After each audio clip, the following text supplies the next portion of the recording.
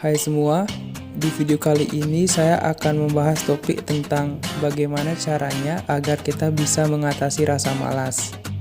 Sebelumnya, saya akan memperkenalkan kalian dengan seorang penulis buku yang terkenal. Dia adalah Melanie Robbins, atau lebih dikenal dengan Mel Robbins.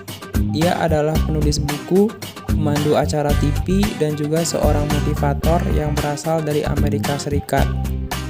Saya akan menggunakan buku The 5 Second Rule ini sebagai acuan untuk mengatasi rasa malas. By the way, jika diterjemahkan ke bahasa Indonesia, arti The 5 Second Rule adalah aturan 5 detik. Inti buku ini adalah betapa hebatnya waktu 5 detik.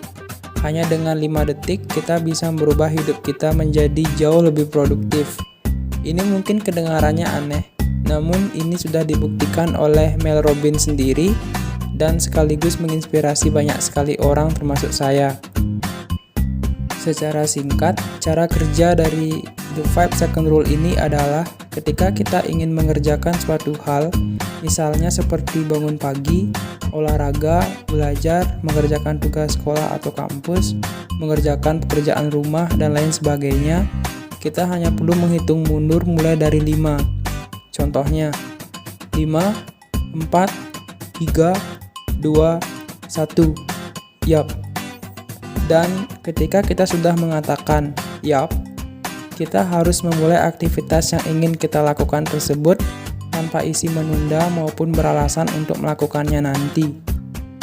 Seperti misalnya, ketika alarm berbunyi di pagi hari saat kita tersadar, kita memiliki dua pilihan, yaitu yang pertama, mematikan alarm dan melanjutkan untuk tidur, atau pilihan yang kedua, memulai hari kita dengan semangat.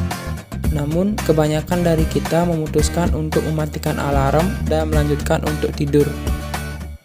The 5 Second Rule ini bisa kita gunakan saat kita memilih untuk bangun tidur dan melawan rasa ngantuk. Kita hanya perlu menghitung mundur mulai dari 5. Seperti tadi, yaitu 5, 4, 3, 2, 1, yap. Di saat kita mengucapkan yap secara bersamaan, kita juga harus bangun dari tempat tidur kita. Saran saya, jangan lewatkan 5 detik pertama saat kalian terbangun. Langsung take action ketika kalian mengatakan yap. The 5 Second Rule ini bisa kita terapkan di kehidupan kita. Ini juga bisa membuat kita lebih menguasai diri kita dan membantu kita menjadi jauh lebih produktif. Manfaat yang kita dapatkan jika menjalani The 5 Second Rule ini adalah kita menjadi berhenti menunda-nunda.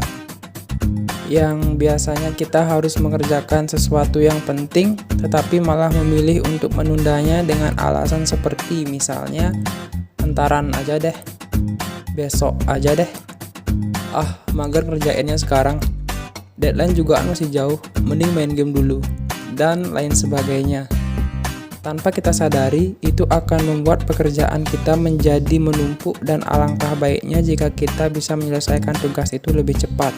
Dengan kita menerapkan The 5 Second Rule ini, kita akan berhenti dalam hal menunda-nunda pekerjaan dan membuat kita langsung take action.